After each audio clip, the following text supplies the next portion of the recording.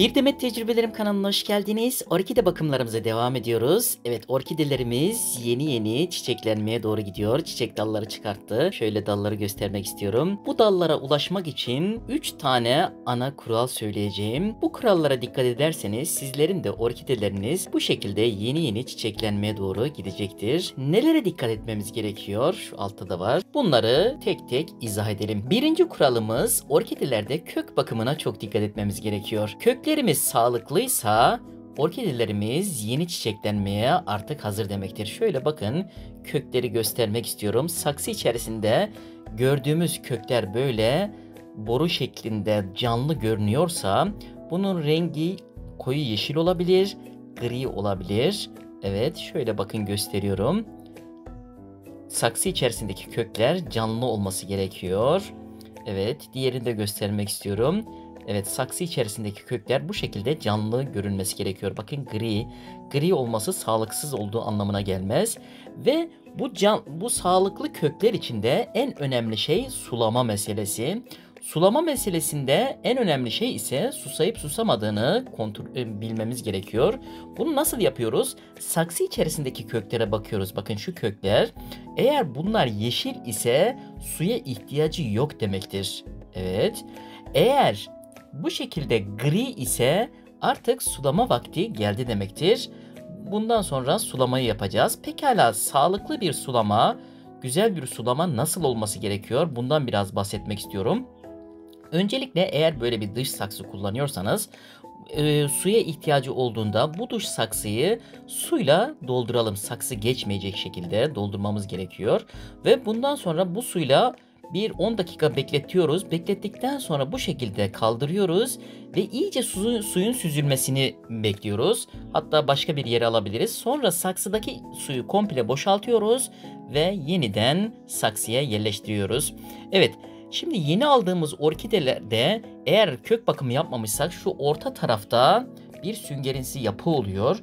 Bu nedenden dolayı, burası su topladığından dolayı kökleri grileşmeyi biraz daha geciktirelim. Biraz daha iyi grileşsin. Ondan sonra sulayalım. Bu ortadaki sünger çünkü su tuttuğundan dolayı sulamasını biraz geciktirmem gerekiyor. Evet, ikinci bir kuralımız yaprak sağlığı. Yapraklarımız sağlıklı olması gerekiyor çiçekler için. Yaprak sağlığıyla alakalı da evet, en önemli şey güneş ışığı. Özellikle yazın güneş ışığını dik almaması gerekiyor, doğrudan almaması gerekiyor. Ama kışın aldığı güneş ışığı eğik geldiğinden dolayı bu zarar etmiyor. Kışın cam kenarlarını tercih edebiliriz ama yazın perdenin arkasından süzülen güneşi alması önemli. Yaprak sağlığı önemli. Fazla eğer direkt güneş ışığı alırsa yapraklarda sararmalar ortaya çıkabiliyor. Yaprakların sağlığı gidiyor. Bu da bizi diğer bir çiçek açmasında engelleyici bir unsur. Yapraklarımızın da sağlıklı olması gerekiyor.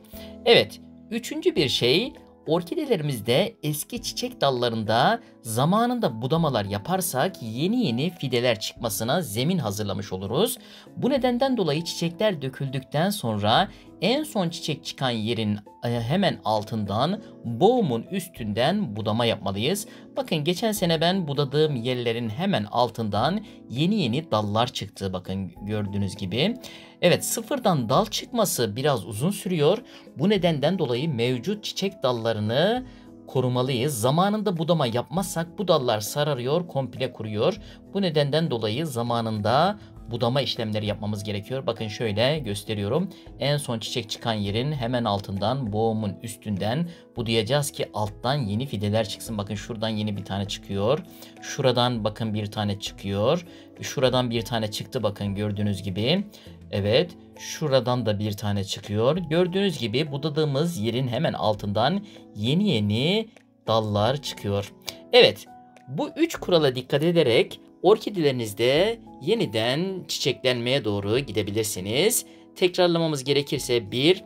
Kök sağlığı, 2. Yaprak sağlığı. Yaprak sağlığıyla alakalı özellikle yazın doğrudan güneş ışığına maruz bırakmıyoruz ama kışın cam kenarlarını alalım çünkü eğik bir aşıyla geliyor, zarar vermez. Bol ışık alması gerekiyor.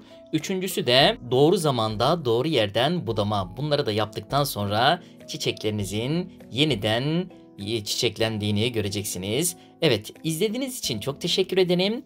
Orkidelerle alakalı ve diğer çiçeklerle alakalı sorunlarınız varsa yorumlarda yazabilirsiniz. Daha fazlasıyla alakalı kanalıma bekliyorum. Bir sonraki videomda görüşmek üzere. İyi günler.